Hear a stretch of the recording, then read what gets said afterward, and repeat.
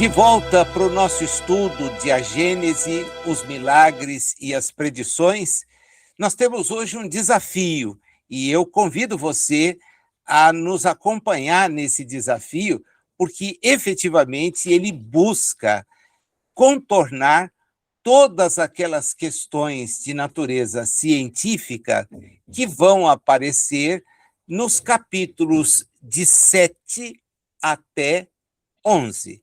Então, são vários capítulos nos quais Allan Kardec se dedica a analisar a questão do ponto de vista da ciência do século XIX. É bom fazer uma ressalva, porque quem já leu os capítulos sabe que essa ressalva tem que ser feita, no sentido de que, quando ele falar da gênese espiritual, efetivamente ele está dando a contribuição espírita. E isto é importante, porque nós queremos reler uma obra espírita e não podemos esquecer a contribuição que o Espiritismo apresenta. Os capítulos que nós temos pela frente, eles justamente fazem uma contraposição, uma oposição fundamentada às ideias religiosas, aos mitos que as religiões foram e insistem em divulgar, e, não obstante, o avanço científico presente. Kardec não usa esse mesmo mecanismo. Ele age num sentido contrário. Ele se ampara, se escora no conhecimento científico que no século XIX começava a ser estruturado nos moldes como nós o conhecemos hoje. É evidente que esse conhecimento lá não tinha as qualidades que o conhecimento científico de hoje possui. Então, o que nós nos propomos fazer, e é um desafio, uma atualização.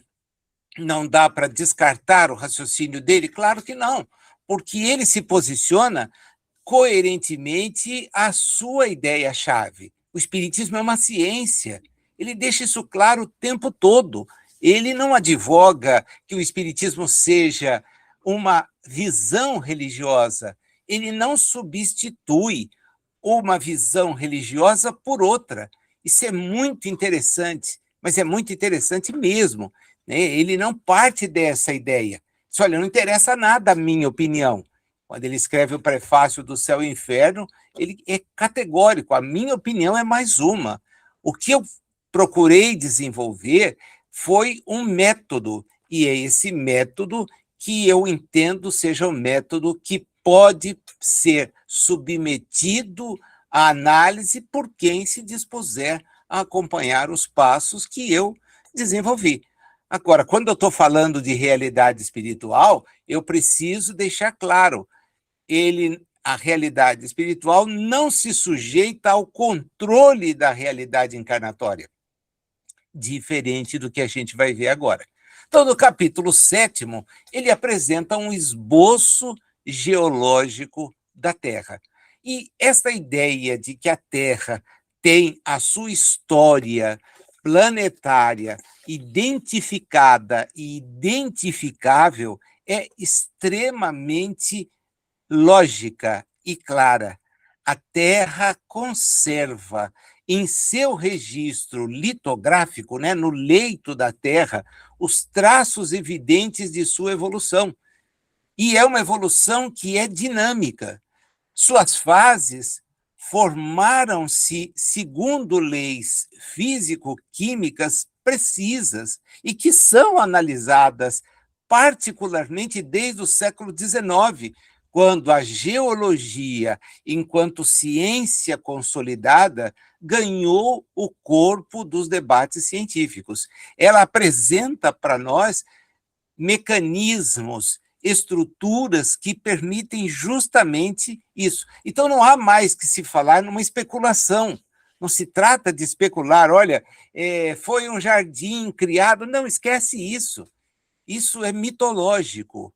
você olhar para a crosta do planeta, do planeta, permite que você, através do método científico, da observação, você faça testes de hipóteses. E essa história da Terra, no caso da geologia, ela aparece demonstrada, codificada, justamente nas camadas de rochas, os estratos, um registro natural muito mais confiável do que qualquer cronologia dogmática. Né? Você não precisa recorrer mais a isso para tentar explicar como a Terra foi formada. Basta que você olhe, a Terra, a natureza, demonstra em vários processos diretamente aquilo que você, através da geologia, constata, que são coisas assim bastante fáceis de se identificar. Primeiro, as assinaturas térmicas. Você tem períodos em que o calor provoca essa fusão, essa sedimentação. Você tem texturas que ainda revelam a presença de matéria incandescente. Você tem, então, a atividade do magma. É através desses dois jogos você tem a comprovação do magma, aquilo que se deduz, é uma dedução observada através do que os vulcões oferecem, de como é a estrutura da Terra, o centro da Terra. As estruturas sedimentares, elas evidenciam uma dinâmica hídrica que está consolidada junto com a do vento. Então, há um estudo que envolve essas duas frentes, a ação da água ou dos líquidos e a ação dos ventos. E, por fim, você tem o registro de fósseis, que são encontrados ou estão depositados e, com isto, permitem a identificação de períodos. Né? A geologia é uma ciência histórico-natural e ela é baseada apenas e tão somente no princípio do atualismo. Vamos detalhar isso? O presente é a chave do passado. E no falseamento de hipóteses, né? Você, então, contado, olha, falta dados, nós não temos dados, então você trabalha com hipóteses probabilísticas. Pode ser, pode não ser, até que novas evidências permitem que você chegue a conclusões. Então, vamos pegar o trio que ele se vale: geologia, astronomia e astrofísica, e a gente já passou pelas duas outras, dão essa ideia de que não há como se alicerçar, se colocar em cima de mitos. Não dá para a gente olhar para o planeta e dizer, oh, isso aqui começou faz 20 mil anos. Olha, isso aqui foram criados todos os animais ao mesmo tempo. Olha, isso aqui está no meio de qualquer coisa, ou isso aqui é o centro de qualquer coisa. Não é, não é. Quer dizer, esse é um conhecimento disponível. Os nossos filhos, os espíritos que chegam na nossa condição, na condição de nossos filhos, nossos netos, para os que os têm, aprendem isso nos bancos escolares. Então, é um choque, porque o sujeito vai lá e ouve falar a respeito justamente destas informações de natureza científica, ele tem imagens, estudos, relatórios, publicações, e comparece a uma atividade religiosa em que isso tudo é jogado fora. Ah, mas você tem que acreditar naquilo que eu estou te dizendo. Não posso. Eu não posso. A razão não é um mecanismo que nos foi permitido desenvolver para ser esquecida por dogmas. Razão é uma coisa que a gente desenvolve cada vez mais.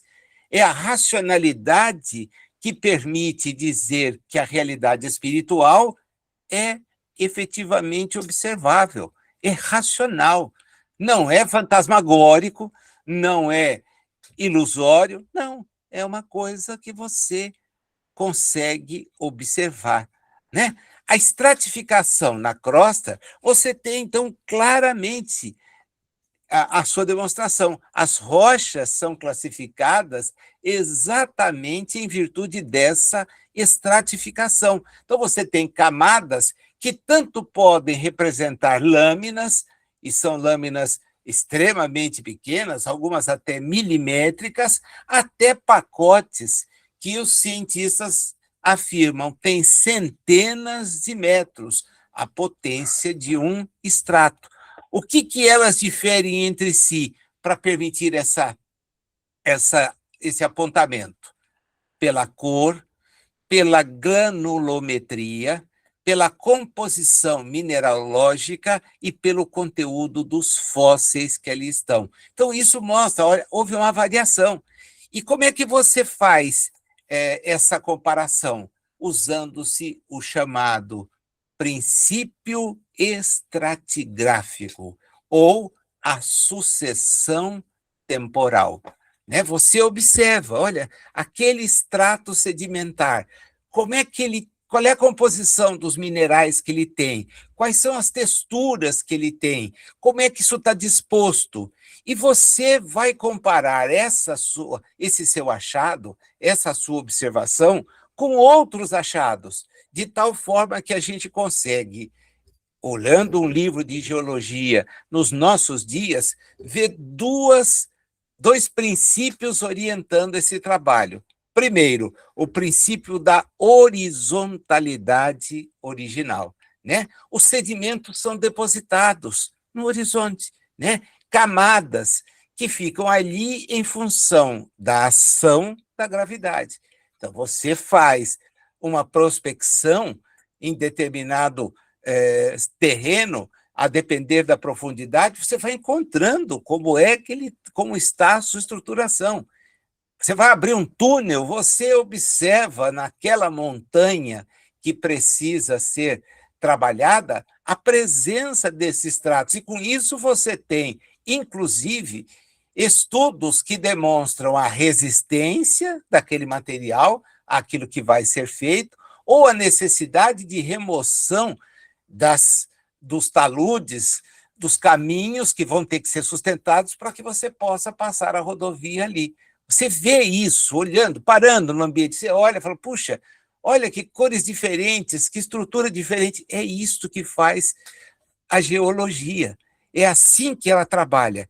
E você consegue, a partir do momento que observa essa horizontalidade, aplicar o conhecimento de um segundo princípio, que vem a ser o princípio da superposição dos estratos. Então, você tem um estrato que está ali e sobre ele um outro estrato, uma camada que está abaixo, mais antiga. Isto é o objeto de estudo da geologia. A camada mais superficial, biologicamente ativa, é o que nós chamamos, então, de solo, cujo nome técnico geológico é pedosfera. Então, você olha para a pedosfera e diz, é um sistema que está aí o tempo todo sujeito ao intemperismo, sujeito à movimentação de rochas que estão abaixo disso, ele tem matéria orgânica. Então, você vai e consegue fazer essa análise. A partir daí, então, vem o trabalho de classificar as rochas que você encontra. Kardec faz esse esforço. O item terceiro ele vem falar do que se conhecia. Hoje, a gente sabe que temos rochas que são aquelas chamadas ígneas ou magmáticas, né? Que são fruto do resfriamento e solidificação do magma, ou lava. Então, aí nós temos o granito, o basalto, que demonstram esse processo. Depois você vai ter rochas sedimentares. Essas são formadas por uma compactação, por uma cimentação, como afirmam alguns livros, né, com rochas pré-existentes, areia, argila, a precipitação química que decorre de calcário e por acúmulo de matéria orgânica. o carvão mineral nada mais é do que matéria orgânica. Ou a questão ligada ao folhélio, o nome é esquisito, né? Folhélio betuminoso, o betumen. Você consegue identificar. Há depois rochas metamórficas, né? Que são a transformação daquelas rochas pré-existentes, aí submetidas a altas pressões, que são constatadas justamente em decorrência do interior da crosta, que vai provocando. Né? Não, você não tem uma fusão completa, porque essa fusão completa, então, levaria a um outro tipo de constatação, mas você tem uma ação. Nós usamos nas nossas casas ou nos ambientes onde podemos estar algumas dessas rochas, dessas expressões. A mais comum, todo mundo que estudou sabe disso, é o mármore.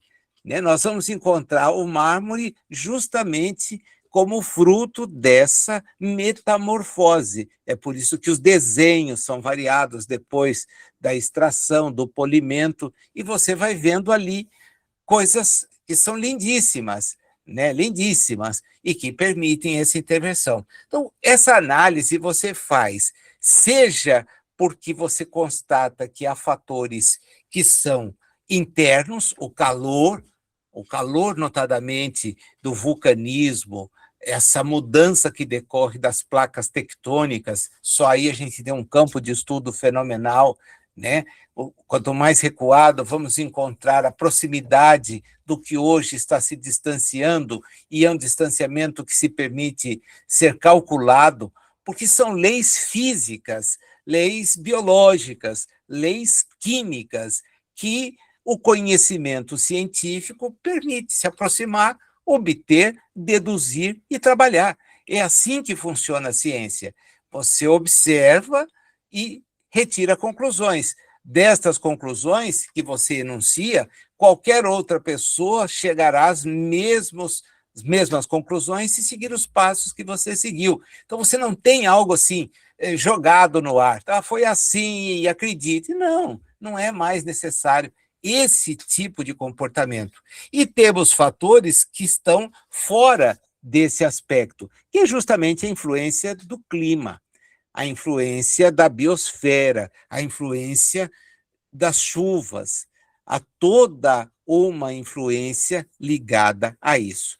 Então, esse estudo do interior permite justamente a identificação, Kardec aponta isso no item 5 do seu estudo do capítulo 7º, dos ambientes deposicionais. E essa dinâmica é um depósito. Você vai deixando as camadas depositadas, sedimentadas, mais ou menos, na medida em que você consegue trabalhar a ideia da extensão, né? Da extensão. As chamadas placas tectônicas, a deformação dela, ela apresenta uma possibilidade de nós identificarmos movimentos na estrutura, porque como há no interior da Terra, e isso é fruto da análise do que os vulcões oferecem,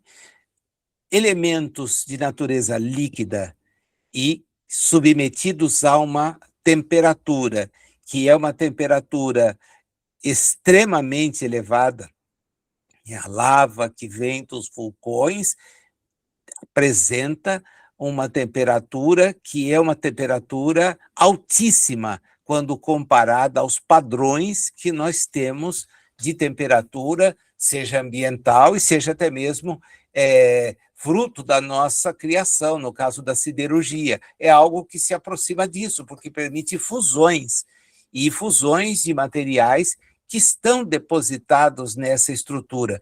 Então, isso não é algo estático, ele sofre deformação. Nós colhemos esses exemplos justamente analisando essa tectônica de placas que se entrechocam e aí provocam. Você olha em montanhas e entende que elas podem ter surgido a partir justamente dessa deformação, né? Você tem uma movimentação, isso em choque com a atmosfera leva ao resfriamento, e aquilo que está ali, você diz, olha, tem aqui uma montanha, tem uma deformação na crosta, algo que é fruto do que a geologia consegue identificar.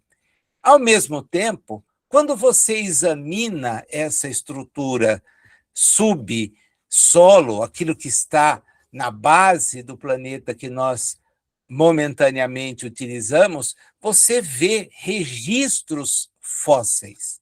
Registros fósseis. E eles revelam o que a geologia chama tempo profundo. Tempo profundo. Onde há, evidentemente, uma datação relativa. Mas essa datação, ela não é de 1000 anos. Ela é de aproximadamente, esses são os cálculos que presentemente todos temos à disposição, está nos livros, né? A pessoa está lendo lá o livro, na disciplina de física, de química, de biologia, nas disciplinas que reúnem essas matérias, como é o caso dos estudos na área da geologia, e a pessoa vê uma informação. Pressupõe-se que a Terra tenha sido, esteja em processo de formação há 4,54 bilhões de anos. 4 bilhões e meio em números arredondados, porque o 54 é o tempo profundo, que o sujeito chega à conclusão a partir de cálculos e de observações. Olha, isso não se solidifica em pouco tempo, demora assim, quanto é, onde tem similar. São essas as, as situações que permitem ser observadas a partir do exame que nós temos disponível na literatura. Eu não estou fazendo aqui nenhuma revelação que não seja fruto da colheita de estudos, de informações que estão disponíveis nos livros. Você vai aos livros, olha e vai ver, ó, isso está sendo dado para o meu neto, foi dado para o meu filho. Na minha época, essa informação não estava disponível, exceto em nível superior. Hoje está no ensino médio. Então, a pessoa que chega até esta formação, ela reúne esses dados que estão ali e vem ilustradas essas informações. Eu separei para que a gente pudesse ter uma ideia, e depois será disponibilizado no grupo de estudos para que vocês vejam uma tabela de equivalência, né, entre o que era ciência no século XIX e aquilo que é hoje. Eu não vou repetir os dados, vou citar só 3, eles são dados, o número é maior do que 3, porque eu estou usando o parâmetro que Allan Kardec trouxe e, evidentemente, trazendo para os nossos dias, mas quando você tinha a denominação, como está lá, de estado primitivo, hoje a era, ou na verdade o éon, porque é assim que é denominado hoje, é conhecido como éon adiano ou éon arquiano. E ele permite uma datação de 4,54, que é a data máxima que se chegou, até 2,5 bilhões de anos atrás. Então, olha o período. São 2 bilhões de anos que você encontra condições de demonstrar. Puxa, isso aqui não é uma coisa de ontem. São 2,5 bilhões de anos retrocedendo a 4,54 bilhões de anos. Não é algo do dia para a noite. No meio desse caminho tem o chamado período secundário, ou a conhecida nos livros de estudo como era mesozoica, ou éon fanerozoico, como está atualmente na geologia. Ele é de 252 a 66 milhões de anos atrás. E está lá o estudo. É possível analisar e encontrar elementos que diferenciam das outras antecedentes. Para chegarmos no chamado período pós-diluviano, o atual, como era denominado por Kardec, a gente vai falar disso já, a ideia de dilúvio, como apresentada, é refutada cientificamente. Eu, outro dia, tive acesso a um livro, diz, olha, encontrados elementos que explicam o dilúvio. E aí você vai nos livros de ciência, e a ciência diz, nunca, nunca, toda a Terra foi coberta por água. Nunca. Mas absolutamente nunca. Você teve, sim, movimentos que isolaram águas e teve, em determinadas regiões, dois processos muito interessantes: degelo massivo e a precipitação, mas nada que pudesse apontar para algo que inundou a superfície da Terra, fazendo com que tudo fosse perdido. Isso não é um relato de natureza mítica, que está presente não só lá, mas é fruto justamente da ausência do conhecimento científico. A gente não pode abraçar isso. Essa época, hoje, não é mais chamada assim. Ela é conhecida como época do Holoceno. E ela tem o chamado período quaternário. Vem de 11,7 mil anos atrás até os nossos dias. Eu falei de três.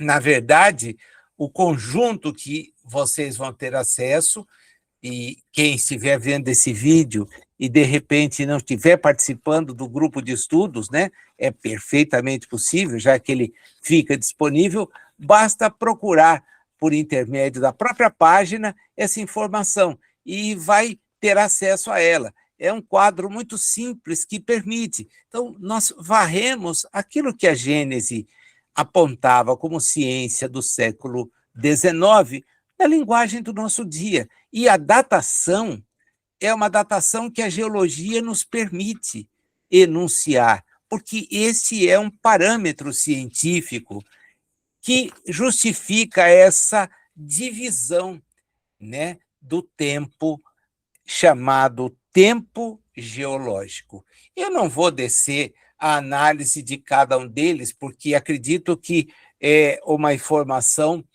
por demais pesada, né? Mas lá atrás a gente vai ter a origem do que chamamos hoje de oceanos. No primeiro, na formação do planeta lá no éon inicial, que está nos 4,54 bilhões até 2 bilhões e meio de anos atrás.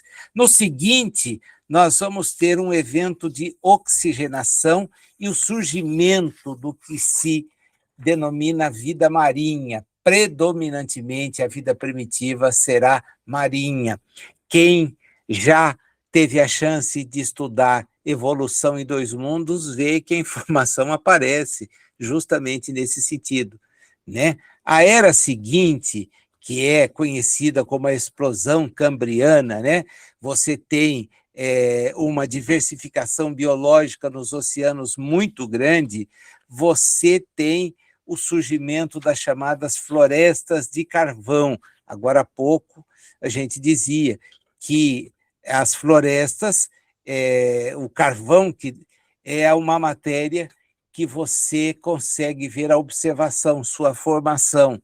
Depois aparece a era dos répteis, que está a 252 milhões a 66 milhões de anos atrás. Então, o domínio dos dinossauros. Dinossauro. Não, isso é criação do cinema. Não é. Não é. Lógico, do cinema é a reprodução de um Jurassic Park. Aí sim, é do cinema.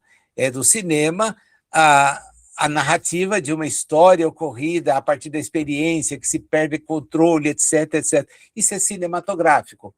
Eu não digo que os cientistas não estejam examinando o que encontram na tentativa de fazer experimentos. Isso seria negar a ciência. A ciência tem desafios e ela busca resolvê-los através da experimentação. Então, quando se tem, como é que é tal animal? Você projeta a partir dos elementos que identifica. Então, quem já teve a chance, e é algo que é riquíssimo, a gente não quer sair do ambiente, de visitar o Museu de História Natural, é história natural. Isso não é ficção, é história. Então, você vai encontrar fósseis montados, organizados, a partir dos elementos reunidos. E os elementos permitem colocar lá uma estrutura que você vê identificada. Olha, este aqui era um tiranossauro. Esse aqui era um desta ou daquela espécie, tá?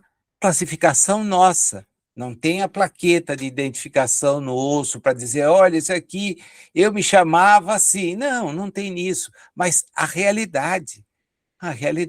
Isso está há 252 milhões de anos. 252 mil anos, né? Em seguida, vem a era dos répteis, né? E essa era vem até 66 milhões de anos atrás, quando o impacto de um grande asteroide na península de Yucatán, no México, gerou uma crise climática global que causou a extinção dos dinossauros, mas de uma segunda fase, Depois inicia-se o chamado período terciário, em que vão aparecer então os mamíferos, vão aparecer as montanhas, e até que a gente chegue à época presente, né? Depois da glaciação, quando aparece o Homo. E, para isso, esse período pode estar no meio de 2,58 milhões de anos até os nossos dias. Veja, não é nada contado a partir de números que nós tenhamos à disposição, números que nós tenhamos para analisar. É bem tranquilo quando a gente, então, encontra amparo na ciência, como Kardec fez. Kardec usou esse critério. Ele foi falar sobre a gênese do planeta, ele bateu um olho no que estava disponível e disse, ó, gente, não é a ideia do jardim, não é a ideia da varinha mágica, não é a ideia do faça assim, não é assim. Não é assim. Olha para o céu, vê o que a astronomia está dizendo e não cai no raciocínio que se insiste em dizer, olha, a Terra é o centro de tudo, só há vida aqui. Olha todo o burburinho por causa de eventuais visitas extraterrestres. Abrem-se arquivos de instituições sérias e que mostram, olha, é perfeitamente possível que nós tenhamos sido visitados por seres extraterrestres. Aqui existem documentos, registros, relatos. Você vai jogar isso fora, dizendo é tudo imaginação? Não dá, não existe a ilusão coletiva. Você vai ter vários apontamentos que, se você considera, leva, como do ponto de vista científico, se leva a uma dedução. Mantivemos contatos com quaisquer deles? Não.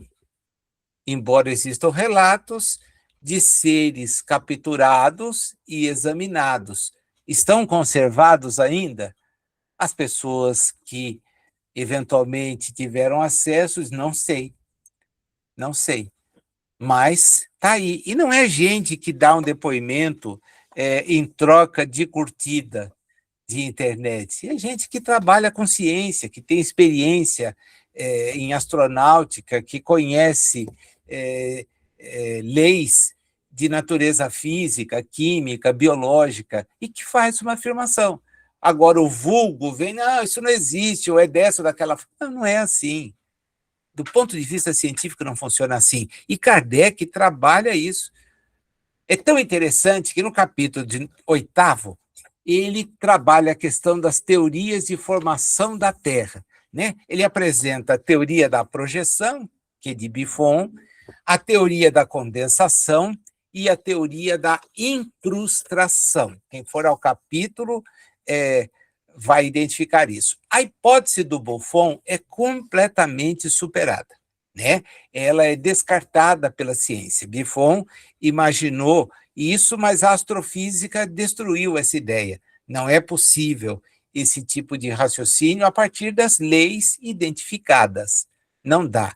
A teoria da condensação, ela não só é válida, como ela foi refinada. Então, Kardec diz, a teoria da condensação da matéria cósmica é a mais aceita, porque ela foi proposta por Kant e por Laplace. E ela é aceita mesmo. Ela defende a ideia, defendia lá, né, que o sistema solar nasceu de uma nebulosa em rotação. Nos nossos dias, essa teoria ela é confirmada.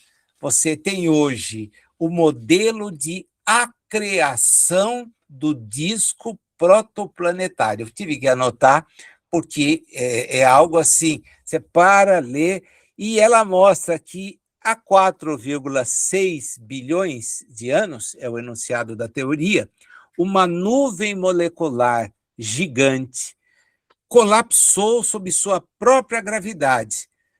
No centro formou-se o Sol e, ao redor dele, um disco de poeira e gás começou a se aglutinar. Pequenos grãos colidiram e formaram planetesimais que continuaram se chocando e crescendo em um processo conhecido como a acreação gravitacional, até gerarem o planeta. O estado de incandescência inicial da Terra veio em razão dessa energia liberada. Tá? Veja, é um raciocínio aceito. Foi aperfeiçoado. Ele tinha acesso a isso. E ele lança isso em A Gênese. Agora, há uma terceira que ele traz, que é a chamada teoria da incrustação, que, na verdade, não encontra suporte de maneira alguma. O próprio Kardec diz, essa é uma teoria popular. Ela entende que a Terra era um mosaico de 4 planetas diferentes que se fundiram e etc. Aí vem a ciência, hoje não dá, né? Kardec não tratou essa teoria como científica. Disse, olha, ela é voz popular, ela não tem base no estudo, e não tem mesmo. A única grande colisão que a ciência aceita não está por aqui, né? Ela aparece quando se imagina a formação da Lua, tá? Esse choque levou à formação da Lua. Mas é algo assim que a ciência trabalha para justificar o surgimento da Lua, que não tem as características fósseis, né, do ponto de vista fósseis, a palavra não está correta, geológicas presentes na Terra. Tá? Então, essa é uma teoria e ela teria ocorrido há mais ou menos 50 milhões de anos atrás. Com pesquisas sobre o solo lunar, esse raciocínio, então, ganha corpo, ganha fundamentação. Vejam vocês, ele apresenta um dado da época que não é válido, e ele diz, bobagem, isso aqui a gente não pode aceitar. A ciência hoje refina, entrega. Mas ele fala de algo que é perfeitamente aceito, que é a questão da teoria da condensação. Então, essa hipótese é uma hipótese aceita, ela tem racionalidade. E é aí que a gente, então, começa a pôr os pés, porque a gente põe os pés e vê, puxa, espiritismo não é algo fantasioso. Veja, o tempo todo ele insiste nisso, não vim substituir uma coisa por outra. A ideia não é essa. Vim tentar explicar pelo conhecimento obtido aquilo que se tem, aquilo que se tem hoje constatado. E é algo que realmente merece atualização. A gente não deve pegar o capítulo e dizer, olha, está aqui, então fica. Não, hoje tem uma explicação que permite você ler aquilo de uma forma correta. No capítulo 8º, isso fica muito claro, né? Porque o conhecimento científico, então, ele vai mudando, né? A ideia de um sistema solar que se formou a partir dessa criação é uma ideia aceita. E você tem a ciência trabalhando em cima desses dados, analisando-os. No capítulo 9, ele fala sobre as chamadas revoluções do globo. É evidente que há uma geodinâmica, tá? Existem mudanças climáticas globais e eventos de extinção. Isso, ao longo da nossa conversa até agora, foi aparecendo, né? Mudanças climáticas globais, e é para isto que a ciência nos adverte. Nós estamos caminhando para um processo que pode trazer uma mudança climática global severa. Elas existem ao longo do tempo, mas o grau ou a degradação da Terra chegou num nível em que talvez nós estejamos no limiar de um processo assim. É o que a ciência permite anunciar olhando para trás. Ela olha, vê os períodos, vê aqui houve um evento catastrófico, e ele foi fruto do quê? Trabalha as hipóteses, olha a nossa estrutura atual e começa a constatar movimentos muito fortes, com calor insuportável, frio severo, grandes tempestades, grande seca, e vai dentro desse critério, nós nos abeiramos de um momento que pode ser irreversível. Os painéis climáticos não são coisa de ambientalista, são questões apresentadas por quem estuda, por quem analisa os dados do passado. Nós acabamos de dizer que a geologia trabalha olhando o presente, mas vendo o passado, trazendo a referência do passado. E, ao analisar os dados de hoje, nós estamos chegando no Berá, porque nós nunca tivemos essa elevação constatada. Bom, há nas rochas uma demonstração de coisa assim. E aí, qual foi o raciocínio? Levou à extinção? Examinam-se os fósseis, aquilo que está depositado, olha, levou. Foi uma extinção massiva.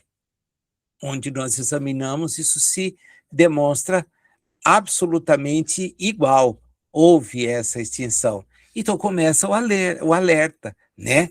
Essas revoluções que Kardec chama a atenção, elas são vistas justamente a partir dessa visão da geologia atual, que é desse atualismo, né?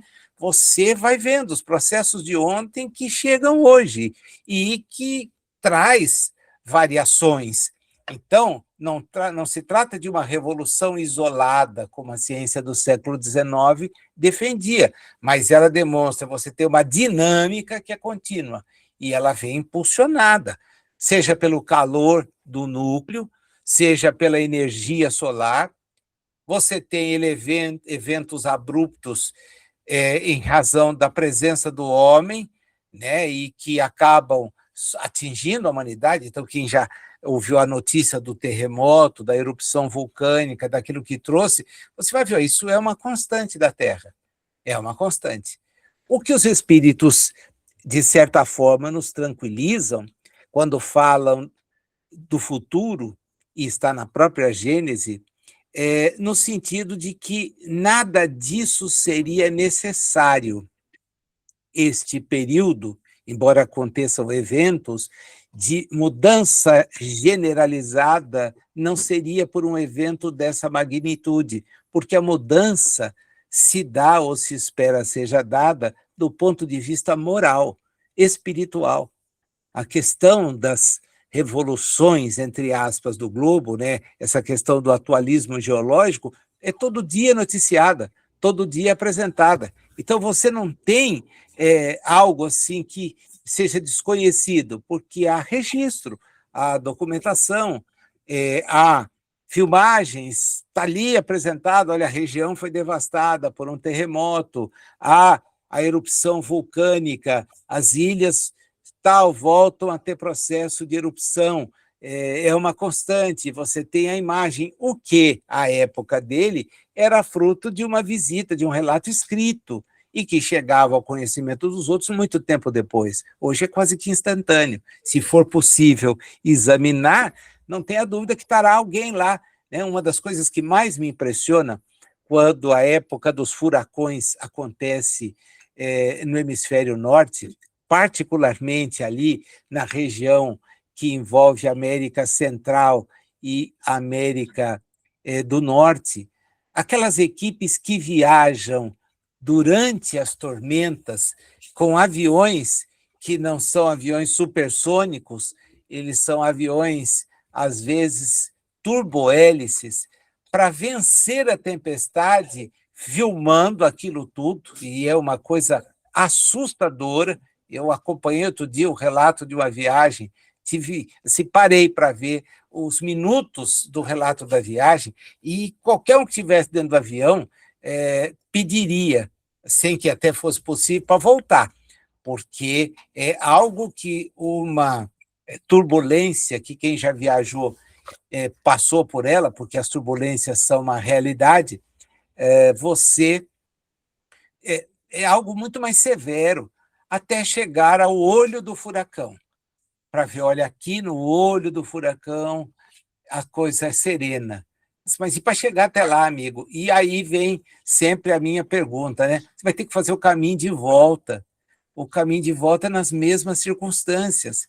Você venceu uma trajetória. Quer dizer, olha o interesse da pesquisa do homem, a seriedade com que o espírito busca entender o ambiente. Não é para isso que nós reencarnamos? Nós reencarnamos para crescer em inteligência, crescer em conhecimento. É esse o processo. Lógico que nós vamos aliar ao conhecimento a moralidade.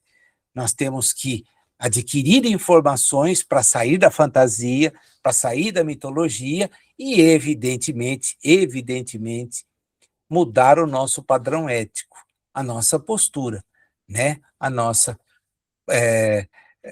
postura. O texto de Kardec, no capítulo 9, fala a respeito de uma ideia que a ciência considera completamente superada na questão do resfriamento, né? Olha, as placas, as montanhas são fruto de um resfriamento. A palavra que aparece lá é enrugamento da crosta, né? Foi enrugada, resfriada. Hoje não. A teoria da contração por resfriamento ela é superada por completo. Na década de 60 do século passado, a teoria tectônica das placas, provocada por terremotos, né, ela acaba sendo consolidada. Então, você vai ter montanha, fossas oceânicas e terremotos provocados justamente pela tectônica das placas, esse choque, né? A parte superior ela é composta por placas, é dividido por placas, e essas placas elas são estudadas e às vezes presentes até numa mesma área, como é o caso lá nos Estados Unidos, na região, no oeste americano, particularmente a uma distância razoável de onde está Los Angeles, e você vê ali um grande cânion, uma coisa, e diz, olha, isso aqui é fruto de um processo de afastamento de placas, e essa movimentação vai provocar abalos na medida em que continuar, porque ela vai crescendo ano a ano, as medidas são tomadas. Então, você percebe claramente o quanto a ciência se atualizou em relação àquilo que está lá. Kardec apresenta uma teoria sobre as mudanças no eixo terrestre, né? As variações orbitais. Pode-se dizer, a Terra pode ter mudado, Kardec escreve isso, né? O deslocamento, o eixo de rotação, ou que o deslocamento dos polos geográficos causaria, grandes inundações e mudanças climáticas. Hoje, cientificamente, sabe-se que o eixo de rotação da Terra não muda de posição de forma abrupta para causar esse tipo de coisa. No entanto, as variáveis orbitais de um sujeito, e eu vou ter que ler o nome, tá? Milankovitch, né? Ele explica que essa mudança do clima vai trazendo, sim, variações, e elas vão ocorrendo em ciclos que são estimáveis por esse cientista entre 20.000, 40.000 e 100.000 anos. São esses ciclos, que desencadeiam as chamadas eras glaciais e acabam alterando a distribuição da luz solar no planeta. Tá? Então, veja, a gente tem um dado científico, e esse dado não é antigo, é da década de 60, portanto, mais 90 anos depois de quando foi apresentado o texto da Gênese, né? Mas quase 100 anos depois do texto original. Então, Kardec fala daquela ideia. Depois ele aborda o dilúvio. E o que o dilúvio como ele é apresentado, né, que haveria uma grande cadeia de montanha que teria se elevado e provocado aquela inundação, hoje a ciência deixa evidente, nunca houve um dilúvio global simultâneo. Nunca houve isso. O que o registro geológico permite mostrar é que você tem eras em que a água do mar recua e outras eras em que ela avança. E nesse movimento, particularmente no recuar, faz com que fiquem a descoberto determinados pontos, e esses pontos acabam demonstrando a existência de cadeias, mas é tudo examinado a partir do solo. Então, você chega a essa conclusão, olha, isso aqui foi terreno marinho. Hoje, o recuo faz com que ele não seja mais, mas foi um terreno marinho. Então, a questão é muito simples. Há um último tópico no capítulo 8º, em que Kardec apresenta a possibilidade de que muitas espécies sumiram após essas revoluções, e essa chamada extinção em massa, segundo a ciência atual, é conhecida como Big Five, né? Fatores ambientais severos. Quais foram eles? Primeiro, o vulcanismo massivo, né? Então, as armadilhas da Sibéria liberaram bilhões de toneladas de gases estufa, acidificando o oceano e alterando o clima.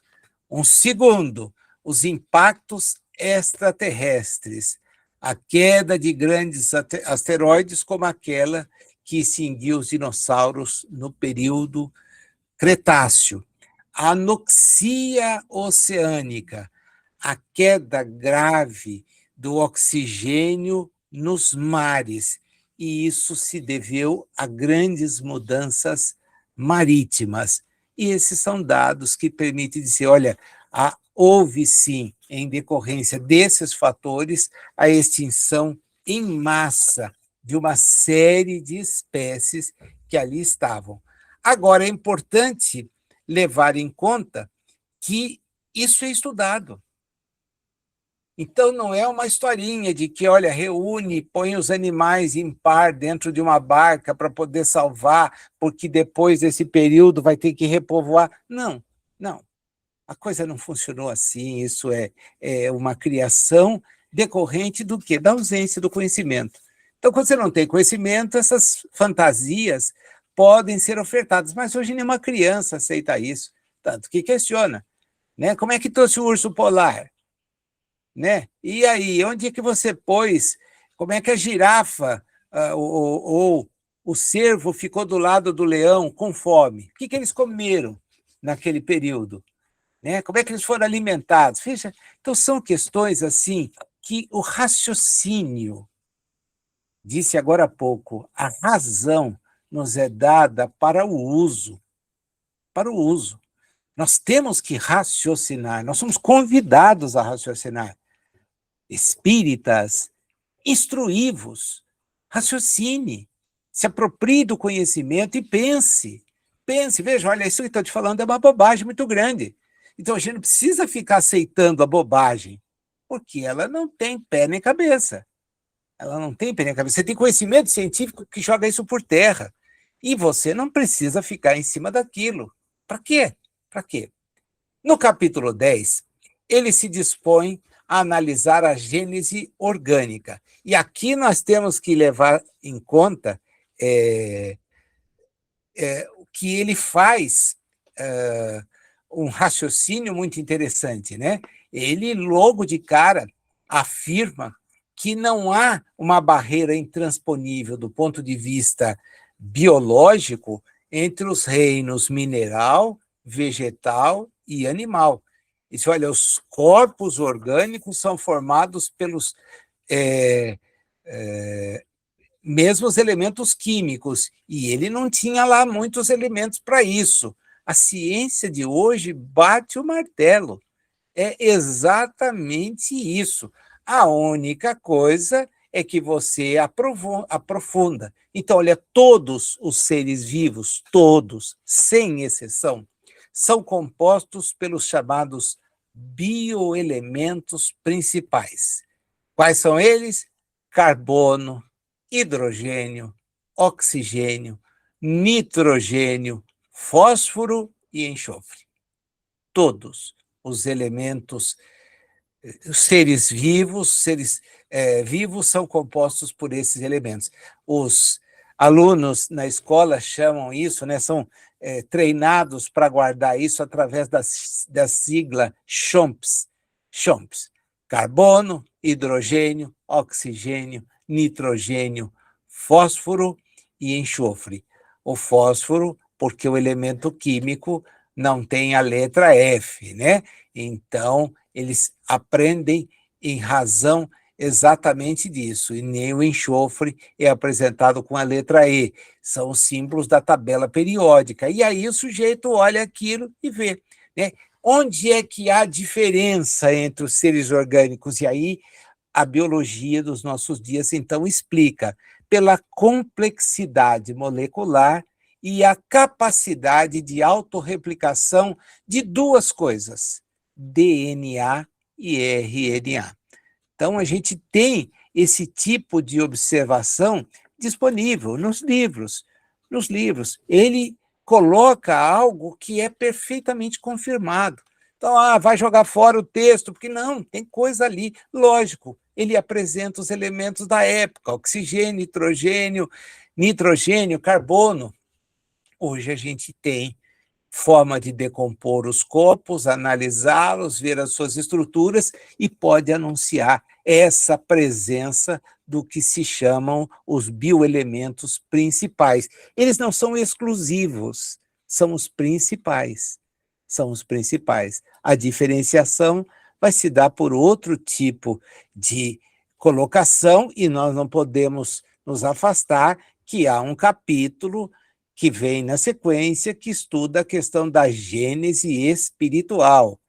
Ele está falando da gênese orgânica, é o capítulo 10. A gênese orgânica é uma análise que ele desenvolve a partir do conhecimento científico que tinha, que é confirmado e aprofundado.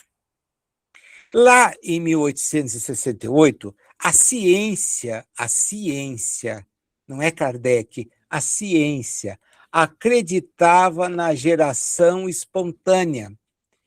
A ideia de que germe, planta e até pequenos animais podiam surgir do nada, a partir da matéria orgânica. Isso é um conhecimento científico, gente. Não é, olha, Kardec está completamente... Eu li um texto outro dia, que absurdo, os espíritos deixaram que ele escrevesse isso. Ô, amigo, o texto foi escrito por ele. O trabalho da Gênese era um trabalho que ele se propunha a realizar, porque ele iria dizer, desdizendo o que a religião falava, que a base do progresso do homem, do espírito reencarnado, está em conhecer as leis que aqui estão presentes e são identificáveis. O espírito está aqui não para manter a sua incultura, mas para ganhar cultura. Ele tem frentes valiosíssimas que ele pode crescer, ele não pode ficar estacionário, passar uma reencarnação sem nem ao menos saber a ler e a escrever. São barreiras assim que nós precisamos fazer com que os espíritos que reencarnam aqui vençam, transponham. Porque através dessa transposição, ele terá acesso a informações. Amai-vos é a regra básica, mas instruí-vos é o desafio. Para que a pessoa não ouça uma bobagem e entenda que aquilo é lei de Deus. Essa bobagem não pode ser lei de Deus, porque as leis divinas são de caráter perfeitamente conhecíveis. Não são de manutenção na ignorância. Leis divinas não são de manutenção na ignorância. Quem foi que disse isso? Isso não está em lugar nenhum. As leis divinas, que são inclusive apresentadas na parte terceira do Livro dos Espíritos, consolidam aquilo que o espírito que está aqui precisa dominar, conhecer, entender. Reprodução não é algo pecaminoso e proibido, é uma lei natural. Conservação não é algo fruto, não, é natural. É natural. Você tem elementos que apresentam isso. Viver em sociedade é natural, o isolamento não é natural. Ah, mas é para me manter puro. Bobagem, isso é egoísmo. Os espíritos são categóricos. E são espíritos que jornadearam na Terra, viveram esses momentos, a criação dessas situações, e que voltam para justamente desmistificá-las. O convite nosso é mudar. Então, lá essa era a minha ideia. Agora, pouco tempo depois que a Gênese saiu, um cientista francês, Louis Pasteur, fez experiências e demonstrou que toda a vida provém de outra vida pré-existente. A isso ele chamou de biogênese. Toda vida provém de outra vida pré-existente. Então, a geração espontânea foi derrubada. Mas isso é posterior à publicação da Gênese. É posterior. Essa informação científica não estava ali. Podia estar nas pesquisas e quem estava trabalhando, mas não era enunciada, né? Agora, para explicar a primeira vida na Terra, a ciência que precisa, então, encontrar uma resposta, e aí nós temos que estudar autores como Oparin, Haldane, que deram essa ideia. Ela diz que surgiu de uma chamada abiogênese. Veja, lá a ideia era biogênese, uma vida vem da outra. Para explicar aqui, o sujeito vem na abiogênese química. Oparin e Haldane apresentaram isso, fizeram um experimento e dizem, olha, possivelmente há 3,8 bilhões de anos, nos oceanos primitivos, que não são os atuais, os oceanos primitivos, possivelmente perto de fontes hidrotermais aquecidas, submarinas, nós tivemos o surgimento da vida. É gostoso quando a gente olha André Luiz e ver essa informação do surgimento do princípio inteligente.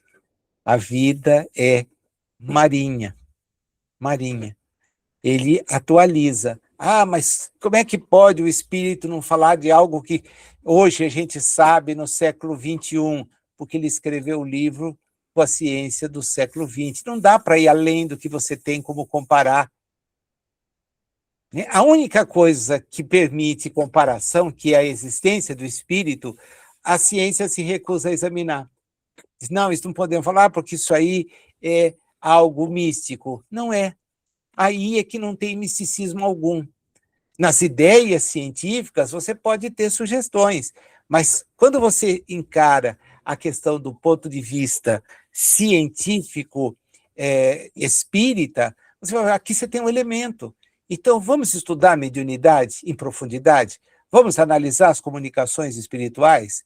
Nós temos um livro como o Parnaso de Além Túmulo, que, examinado por pessoas que tinham domínio daquilo que estava sendo publicado naquele momento, diziam é impossível que alguém imite a tantos poetas e escritores com perfeição, como acontece com este jovem de Minas Gerais. Algo que chamou a atenção. Imitar um, puxa, a gente conhece um monte de imitador, pode nem ter essa qualidade, é o pastiche, pode não ter essa qualidade, mas tem. A gente olha e fala, puxa, isso aqui é mesmo do fulano, né? É uma fase diferente, mas é dele. Agora o camarada trouxe um conjunto de espíritos que viveu em situações e épocas diferentes com uma fidelidade imensa, inclusive falando sobre a evolução da Terra. Então é algo muito interessante, muito rico. Por que não se examina? Por que fechar a porta aí, onde é perfeitamente possível você ter uma análise e esta análise colocar as coisas de conhecimento público, não ser algo místico, algo mistificado, algo havido como irreal. Não, o espírito é a realidade. Nós somos espíritos que estamos reencarnados. A reencarnação não é apenas uma hipótese, e como hipótese ela é de uma racionalidade tremenda. Ela é efetivamente algo que lá deixa indícios. Pesquisar indícios permite deduzir conclusões. Não funciona assim em outras áreas do conhecimento? Por que fechar as portas? Por quê? Essa é a maior crítica que a gente faz, porque se fecha a porta para um conhecimento e esse conhecimento, de repente, ele permitiria que nós avançássemos, fazendo com que os temores, e é aqui que o Espiritismo efetivamente contribui, com que os temores sobre o destino de cada um de nós desapareçam, sejam compreendidos. Nós já existimos antes, nós tornaremos a existir. A vida verdadeira, e esse é um anúncio tão recuado, não é a vida aqui, é a vida além daqui. O reino não é daqui. O reino não é daqui. Aqui está a experiência, que precisa ser bem aproveitada, inclusive com a aquisição do conhecimento, inclusive com a leitura atualizada daquilo que o conhecimento apresenta, para que a gente não olhe para trás e fale, puxa, superou. Não, não. Apresentou o que era visível. Acabei de dizer, era uma ideia clara, né? Clara. Essa era uma ideia clara. Então, é preciso olhar isso, né? Há uma teoria, Kardec lá fala sobre o princípio vital, e há uma teoria que é biológica, é médica, contemporânea, que joga fora mesmo a ideia do vitalismo, mas se entende, e aqui que é o problema, né, que ela é uma propriedade emergente de sistemas complexos. Tá, e como é que você me explica isso? Ó, de duas formas. Através da homeostase, que é quando o equilíbrio interno acontece, e através do metabolismo, quando eu processo energia. legal. Você me dá uma explicação perfeita sobre o corpo, mas e além dele? Ah, bom, além dele é simplesmente mito. Não é, não é. A gente precisa encarar as coisas por uma ótica. Então, o conhecimento científico vai enfrentar barreiras que ele não consegue transpor. Então, ele olha, não, isso aqui é agora, esse vitalismo está errado. Não tem, não é como, não dá para aceitar. Efetivamente, a ideia do princípio vital, o vitalismo, era apresentada lá, mas Kardec trabalha dentro do conhecimento que tinha. Hoje diz, não, não é bem assim. Tá bom, e o que vem a ser? Aí o sujeito te apresenta a hipótese do sistema complexo. Legal, tá? É uma propriedade que emerge de sistemas complexos. Quais são? Ele enuncia, legal, mas e o espírito? Não, o espírito eu não tenho como explicar. Eu não tenho como aceitar, não aceito que pesquise. Kardec defende lá, no último tópico do capítulo 10, que a vida vegetal surgiu antes da vida animal e que os seres vivos se sucederam em ordem de complexidade, né? A teoria da evolução por seleção natural de Charles Darwin, que foi publicada em 1859, agora os seus desdobramentos genéticos só foram feitos no século XX, né? Quando a gente vai ter, então, uma teoria sintética da evolução, ela, de certa forma, referenda isso, né? E muito. Os primitivos seres, se entende hoje, eram bactérias anaeróbicas, sem a dependência, né?